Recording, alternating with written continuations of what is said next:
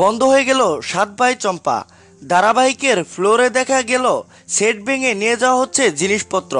এতদিন ধরে একসঙ্গে কাজ করা ইউনিটের সদস্যদের বন্ডিংও কি ভেঙে গেল? কেনই বা বন্ধ হয়ে গেল ধারাবাহিক? কলাকৌশলীরা কি বলছে? ধারাবাহিকের নায়ক রাঘবেন্দ্র মানে রুদ্রজিৎ মুখোপাধ্যায়কে ধরা গেল অন্য একটি শুটিং ফ্লোরে। তিনি বললেন, এই ধারাবাহিক বন্ধ হওয়ারই ছিল, কারণ এর গল্প শেষ হয়ে গিয়েছিল। সাত চাপাবাইকে আমরা উদ্ধার করেছিলাম, পারুলের মা বাবাকেও ফিরিয়ে এনেছিলাম। গল্পে আর নতুন কিছু দেখানোর ছিল না। ছোটবেলা থেকে যে গল্প আমরা জানি, যে রাক্ষসীকে শাস্তি দেবে, সবাই আবার এক জায়গায় ফিরে আসবে, হ্যাপি এন্ডিং ইত্যাদি, পুরো ব্যাপারটাই হয়ে গিয়েছিল। তবে ধারাবাহিকটা প্রায় 1.5 বছর চলেছে। সবার সঙ্গে খুব ক্লোজ একটা সম্পর্ক হয়ে গিয়েছিল। মোনালিদি, প্রতিমা, সুদীপ্তাদি, সম্রাটদা, ভিক্টোরিয়াল টিম ইউনিটের আরও কয়েকজন মিলে একদিন সিনেমা দেখতে গিয়েছিলাম। একটা বন্ডিং হয়ে গিয়েছে, তো সম্পর্ক আছে সবার সঙ্গে। সুদীপ্তা বন্দ্যোপাধ্যায়, যিনি ধারাবাহিকের অন্যতম ভিলেন মণিমল্লিকা, জানালেন সাত ভাই চম্পার চরিত্র।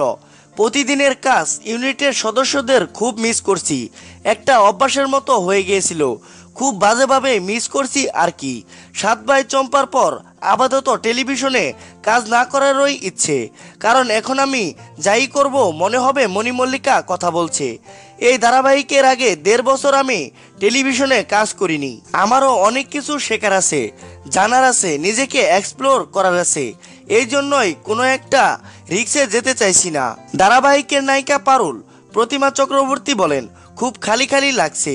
ধারাবাহিক চলার সময় সকাল থেকে রাত অবধি শুটে থাকতাম, তারপর একটা সিস্টেম হয়ে যায়, রোজ শুটে যাওয়া আসা, এমনকি পশু পাখি যাদের সঙ্গে পারুলের কথাবার্তা হতো, বন্ধু ছিল, ওদেরও মিস করছি।